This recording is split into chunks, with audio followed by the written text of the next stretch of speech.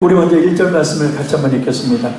안식일이 다 지나고 안식 후 첫날이 되려는 새벽에 막달라 마리아와 다른 마리아가 무덤을 보려고 갔더니 아멘. 예수님께서 금요일 오전 9시에 못 박히셔서 오후 3시에 운명하시죠. 예수님께서 십자가에 금요일 오후 3시에 죽으신 후 토요일이 지나고 3일째 되는 일요일 새벽이 되었습니다. 그런데 이 새벽은 여느 새벽과 다른 새벽입니다. 온 인류 역사상 초유의 사건이 일어났기 때문입니다.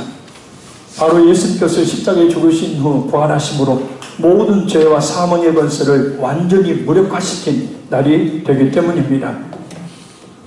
그래서 안식일의 참된 의미, 안식이라는 참된 의미를 우리는 모든 죄와 사망의 권세로부터 해방된 것으로 보죠. 그래서 우리가 일요일을 주일로 지키는 겁니다.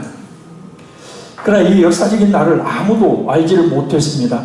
단지 예수님을 끝까지 따랐던 막달라 마리아와 몇몇 여인들만이 예수님의 무덤을 찾았을 뿐입니다. 다른 사람들은 다 어디로 갔을까요?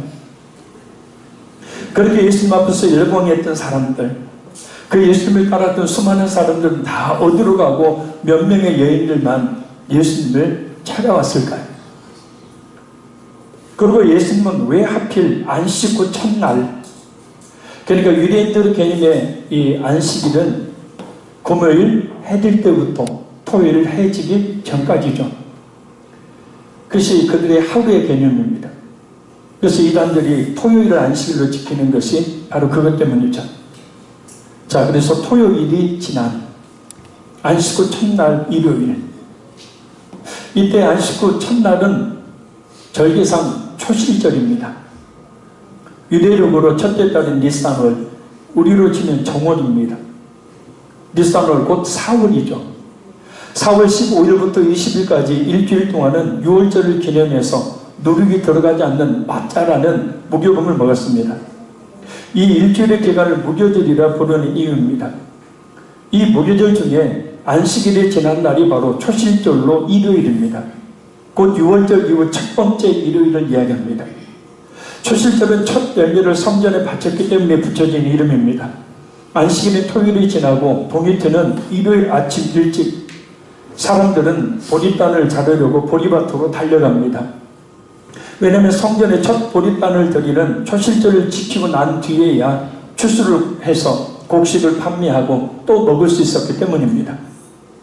이 첫 열매를 드리는 것은 이후 모든 수확에 대한 그런 기대감을 가짐을 이야기합니다.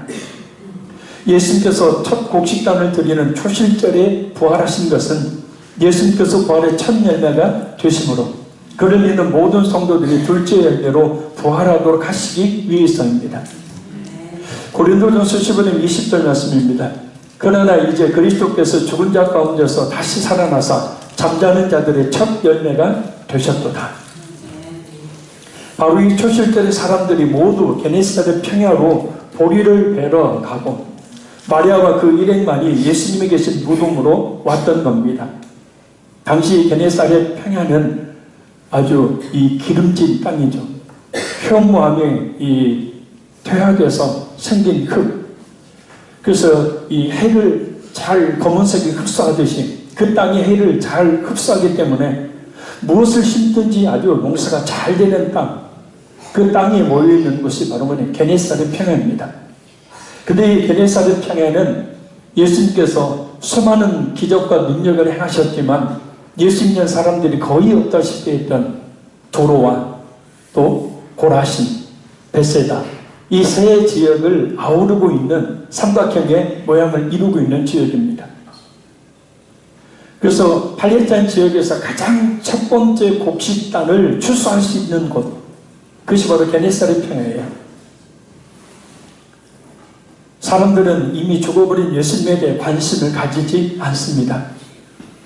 오직 바쁜 일상에 쫓겨서 세상으로 다 나가버리고 빨리 초실절을 지키고 난 뒤에 곡식을 베어서 먹고 살 일에만 관심을 갖고 예수님을 그렇게 열광했던 사람들이 예수님의 죽으시고 난 뒤에는 전혀 관심을 보이지 않습니다.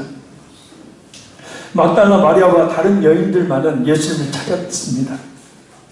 이미 죽은 예수님 자신들에게 아무런 이익도 도움도 주지 못하는 존재인데도 말입니다. 우리에게 예수님은 과연 어떤 분이신지, 내가 바라고 원하는 것들을 이루어 주실 때 예수님이고, 내가 바라고 원하는 것들을 이루어 주시지 않으면 예수님이 아니고, 그 예수님을 얼마든지 떠날 수 있는 그런 존재인지. 그런데 예수님의 무덤을 찾았던 여인들에게 놀라운 일이 일어납니다. 우리 2절에서 4절 말씀 같이 읽겠습니다. 큰 지진이 나며 주의 사자가 하늘로부터 내려와 돌을 굴려내고 그 위에 앉았는데 그 형상이 번개 같고 그 옷은 눈같이 희던을 지키던 자들이 그를 무서워하며 아멘. 막달라 마리아와 다른 마리아가 예수님의 무덤에 도착했을 때 갑자기 큰 지진이 일어나고 주의 천사가 하늘로부터 내려와서 무덤을 막고 있던 돌을 걸러내고 그 위에 앉았는데 그 형상이 번개 같고 그 옷은 아주 깁니다. 무덤을 지키던 경비병들은 주의 천사를 무서워하여 마치 죽은 사람과 같이 꼼짝을 못하며 떨고 있습니다. 예수님의 부활하시면 초자연적인 사건이죠. 우리 인간의 이성을 넘어선 사건. 그래서 믿음을 선물로 받지 않는 사람들이 이해하기 힘든 사건입니다. 예수님의 제자들조차도 처음에는 그 부활 사건을 믿지 못했으니 말입니다. 그러나 예수님의 부활은 모든 죄와 그로 인한 죽음과 슬픔과 고통과 아픔과 시련을 극복하신 희망과 생명과 기쁨의 사건입니다. 그래서 확실한 부활신앙 가운데 있게 되어지면 우리에게 그런 이 부활의 놀라운 능력이 나타나게 될 줄로 믿습니다. 고린도전서 15장 말씀을 보면 부활신앙이 없는 믿음은 죽은 믿음이라 말씀합니다. 긴, 빈 껍데기와 같은 공허한 믿음 말입니다. 오늘 본문에는 언급되어 있지 않지만 요한복음 20장 11절을 보면 막달라 마리아가 무덤 밖에서 흐느껴 울고 있습니다. 왜냐하면 다시 살아나신 예수님의 말씀을 믿지 못하고 예수님의 시신이 없어진 것만을 슬퍼했기 때문입니다. 그래서 요한복음 20장 9절을 보면 그들은 성경에 그가 죽은 자 가운데서 다시 살아나야 하리라 하신 말씀을 아직 알지 못하더라 라고 말씀하고 있습니다. 부활을 믿지 못하면 인생 자체가 슬픔과 고통과 시련의 연속이기에 눈물 흘리는 삶을 살겠지만 확실한 부활신앙을 소유하게 되면 희망과 생명과 기쁨의 삶을 살게 되어집니다. 왜냐하면 인간이 가장 두려워하는 죽음, 그 죽음의 끝에 두려움과 공포가 아니라 오히려 영원한 생명이 있음을 확신하고 예수님의 부활의 첫 열매처럼 나 또한 죽어도 영원한 천국에서 영원한 생명을 누릴 것을 확실히 소망하기 때문입니다. 죽어도 다시 사는 이 부활을 확실히 믿으심으로 죽은 것과 같은 혹시 우리 영혼이 있다면 다시 사는 역사가 있기를 바랍니다. 죽은 것과 같은 가정과 자녀들이 있다면 다시 회복되는 역사가 있기를 간절히 소원합니다. 우리 삶의 모든 사정과 형편들이 다시 회복되는 역사가 있기를 간절히 소원합니다. 우리 5절에서 7절까지 말씀을 같이 읽겠습니다. 천사가 여자들에게 말하여 이르되 너희는 무서워하지 말라. 십자가에 못 박히신 예수를 너희가 찾는 줄을 내가 아노라. 그가 여기 계시지 않고 그가 말씀하시는 대로 살아나셨느니라. 와서 그가 누우셨던 곳을 보라. 또 빨리 가서 그의 제자들에게 이르되 그가 죽은 자 가운데서 살아나셨고 너희보다 먼저 갈릴리로 가시나니 거기서 너희가 배우리라 하라. 보라 내가 너희에게 일렀느니라 하거늘. 아멘. 천사의 여자들에게 예수님께서 그 말씀하셨던 대로 살아나셨으니 무서워하지 말라. 그리고 그 무덤을 확인시켜줍니다.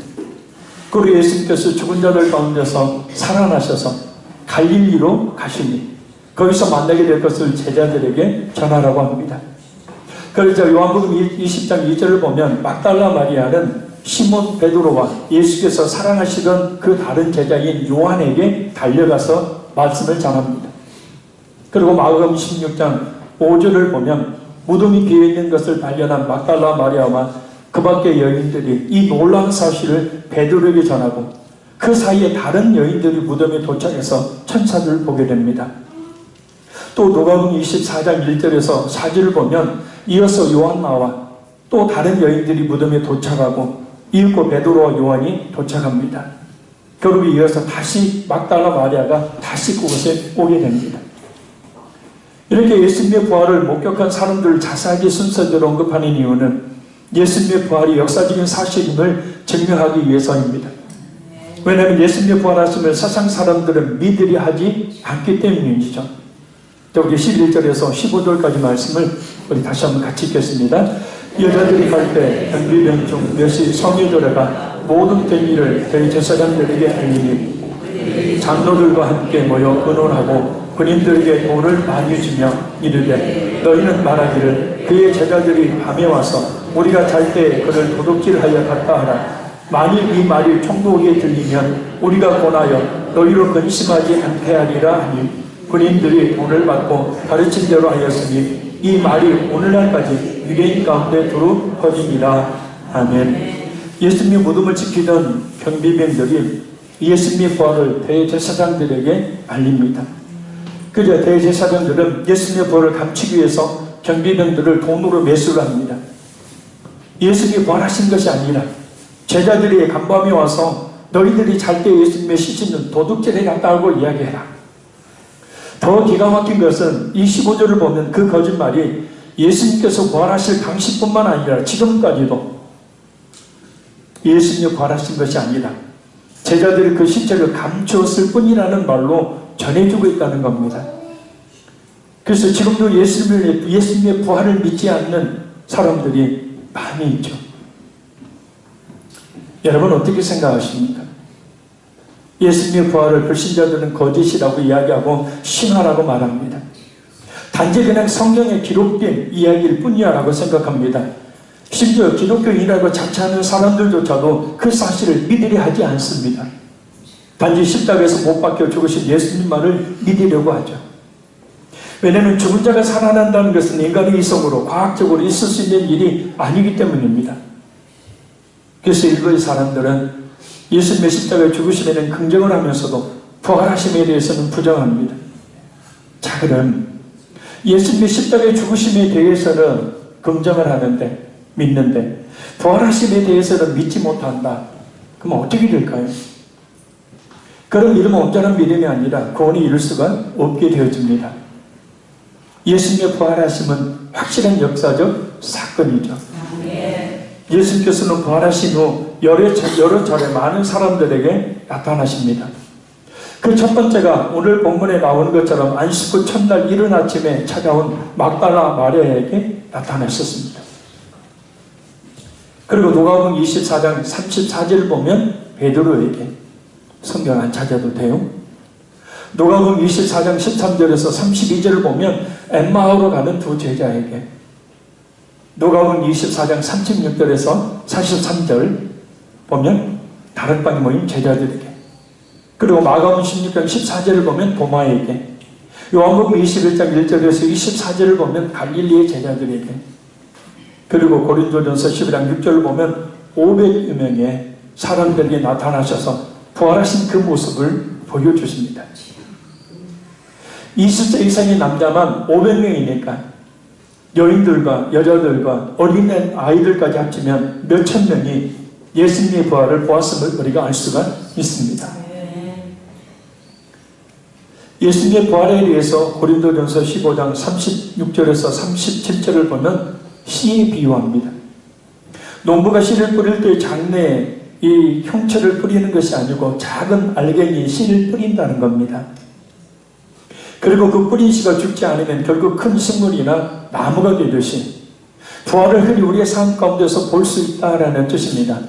아주 작은 씨가 큰 나무로 자라는 것을 믿는다면 부활 또한 얼마든지 믿을 수 있다는 겁니다.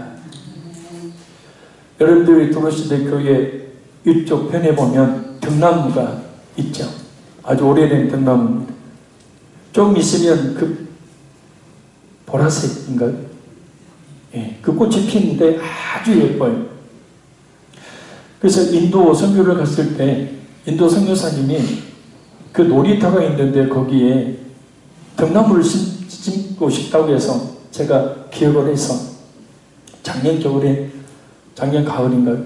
씨가 이렇게 떨어져요, 툭툭. 그 시를 한 50개의 봉투에 담아서 제가 지난 3월에 인도 단기 선교를 갔을 때 전달해 주었습니다. 그 시가 얼마나 하냐면 손톱 크기보다도 작아요. 어린아이 손톱만 합니다. 근데 그것이 보면은 엄청나게 컸죠. 부활이라는 것은 있을 수 없는 사건이 아니라 얼마든지 있을 수 있는 사건이라. 자, 그럼 부활을 우리가 왜 믿어야 할까요? 부활을 믿지 않으면 죄 사함의 은혜를 받지 못하기 때문입니다. 고린도전서 15장 17절 말씀입니다. 그리스도께서 다시 살아나신 일이 없으면 너희의 믿음도 헛되고 너희가 여전히 죄 가운데 있을 것이요. 그래 결국 우리가 예수님의 부활하심을 믿지 못한다면 우리가 믿는 믿음도 헛것이 되고 우리의 신앙생활도 참 헛된 신앙생활, 여러분 이 자리에 있는 것이 헛된 신앙생활이 된다는 거예요. 구원받을 수 있는 믿음이 아니게 된다는 겁니다. 그래서 고린도전서 15장 14절을 보면 그리스도께서 만일 다시 살아나지 못하셨으면 우리가 전파하는 것도 헛것이요 또 너희 믿음도 헛것이며, 그 반대로 온전한 믿음을 가진 성도라면 예수님의 부활이 믿어집니다. 그런 은혜가 우리 모두에게 있기를 바랍니다. 왜냐하면 그래야 우리의 신앙이 헛된 것이 되지 않으며 또한 그 부활의 신앙으로 말미암아서 우리가 진정 구원을 받을 수 있기 때문에, 또한 그 부활의 능력이 우리 가운데 임하여서 회복과 치유의 놀라운 부활의 능력을 경험하는 삶을 살 수가 있기 때문입니다. 믿음의 말입니다. 할렐루야. 8절에서 6절 말씀 읽겠습니다. 그 여자들이 무서움과 큰 기쁨으로 빨리 무덤을 떠나 제자들에게 알리려고 다름질하였으니 예수께서 그들을 만나 이르시되 평안하냐 하시거늘 여자들이 나아가 그 발을 붙잡고 경배하니 이에 예수께서 이르시되 무서워하지 말라. 가서 내 형제들에게 갈릴리로 가라 하라. 거기서 나를 보리라 하시니라. 아멘. 우리는 이 본문의 부활하신 예수님을 통해 예수님과 성도에게 새로운 관계가 형성된 것을 알 수 있습니다. 바로 예수님과 사람들 사이의 관계가 보는 관계에서 이제는 믿는 관계로 바뀌게 되었다는 겁니다. 똑같은 사건을 기록하고 있는 요한복음 20장 8절을 보면 그때야 무덤에 먼저 왔던 그 다른 제자도 들어가 보고 믿더라 라고 말씀하고 있습니다. 예수님께서 육체로 계실 때의 제자들과 주님과의 관계는 보고 체험하는 관계였어요. 예수님을 눈으로 보고 예수님과 같이 식사하고 예수님과 같이 전도하고 예수님과 같이 기도하고 예수님과 같이 잠을 자는, 예수님이 직접 체험하는 그런 관계였습니다. 그러나 예수님께서 부활하신 다음에는 그 예수님의 존재에 대해 믿어야 하는 믿음의 관계로 바뀝니다. 부활하신 주님은 자유를 얻으셨기 때문에 시공을 초월해서 나타나셨다가도 사라지시고 곁에 계시다가도 없어져 버리는 그런 분이셨죠. 이제 예수님과의 관계는 믿음의 관계로 말미암지 않고는 교제가 불가능하게 된 겁니다. 처음에 막달라 마리아와 여인들 그리고 제자들은 부활하신 예수님을 알아보지 못했죠. 그래서 요한복음 20장 14절을 보면 이 말을 하고 뒤로 돌이켜 예수께서 서 계신 것을 보았으나 예수이신 줄을 알지 못하더라. 예수님의 계시는데도 그 예수님을 알지 못해요. 마리아가 그 믿음이 가장 좋았다고 하는 그 마리아가 말입니다. 왜냐하면 예수님이라면 전혀 생각을 하지 못했던 겁니다. 마리아는 예수님을 그저 동산지기로 알고 그에게 예수님의 행박을 오히려 묻죠. 마리아는 그가 동산지기인 줄 알고 이르되 주여 당신이 옮겼거든 어디 두었는지 내게 이르소서 그리하면 내가 가져가리이다. 이제 예수님은 사람들이 육의 눈으로 알아볼 수 있는 분이 아니셨던 겁니다. 오늘 많은 사람들이 예수님을 동산지기로 본 마리아처럼 그저 막연한 도덕가로 성인 중에 한 사람으로 훌륭한 어떤 인물로만 보고 진짜 자신을 구원할 구원자로 믿지 않고 있는 것처럼 말입니다. 우리는 어떻습니까? 진짜 예수님을 확실히 믿고 있습니까? 예수님은 과연 우리 자신에게 어떤 분이십니까? 울며 불며 예수님의 시신을 찾고 있던 마리아에게 예수님께서 요한복음 20장 15절에 보면 이렇게 말씀합니다. 예수께서 이르시되 여자여 어찌하여 울며 누구를 찾느냐. 예수님은 마리아에게 무엇을 찾느냐라고 묻지 아니하시고 누구를 찾느냐라고 물으십니다. 마리아는 지금 텅 빈 무덤에서 예수님의 시신을 찾고 있었죠. 그러나 예수님은 마리아에게 예수님의 시신이 아니라 이제는 부활하신 예수님을 찾아야 한다라고 말씀하고 있는 겁니다. 지금 세상에는 부활하신 주님을 찾지 못하고 종교라는 껍질만을 찾는 사람들이 많습니다. 교회라는 외형만을 추구하고 형식적인 신앙에 안주하는 경우, 어떤 자신의 선한 행위나 수고와 노력으로 만족하는 신앙인들이 갈수록 많아지고 있죠. 부활하신 주님을 찾아 만나야 합니다. 부활하셔서 자신의 모든 죄만, 사망의 그 권세를 완전히 꺾으시고 영원한 생명을 주신 그 부활의 주님을 찾아 만나야 한다. 지금도 이 자리에 계신 부활하신 주님을 확실히 만날 수 있기를 바라요. 믿음이 눈을 열고 말입니다. 부활하신 주님을 알아보고 만지려고 하는 마리아에게 요한복음 20장 17절을 보면 예수님께서 이렇게 말씀하십니다. 나를 붙들지 말라. 사람들은 보는 것과 느끼는 것에 너무 빠져있죠. 증명되지 않는 것은, 자신이 이해되지 않는 것을 받아들이려고 하지 않는 그런 논리 가운데 있죠. 오직 감촉이나 어떤 방법을 통해서 확인을 가지려고 합니다. 그래서 예수님께서는 그런 방법으로 나를 붙들지 말라라고 하십니다. 이제는 보고 느끼는 관계가 아니라 이제는 믿음의 관계를 완전히 선포하시는 거죠. 자, 그럼 우리가 어떻게 부활하신 주님을 시간과 공간을 초월하여 만날 수가 있게 되는 걸까요? 베드로전서 1장 23절에서 25절 말씀입니다. 너희가 거듭난 것은 썩어질 씨로 된 것이 아니요 썩지 아니할 씨로 된 것이니 살아있고 항상 있는 하나님의 말씀으로 되었느니라. 그러므로 모든 육체는 풀과 같고 그 모든 영광은 풀의 꽃과 같으니 풀은 마르고 꽃은 떨어지되 오직 주의 말씀은 살새도록 있도다 하였으니 너희에게 전한 복음이 곧 이 말씀입니다.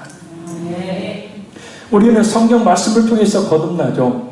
성경 말씀을 통해서 우리는 예수님을 믿게 되어지고 예수 그리스도의 영이신 성령을 우리 안에 영접하게 됩니다.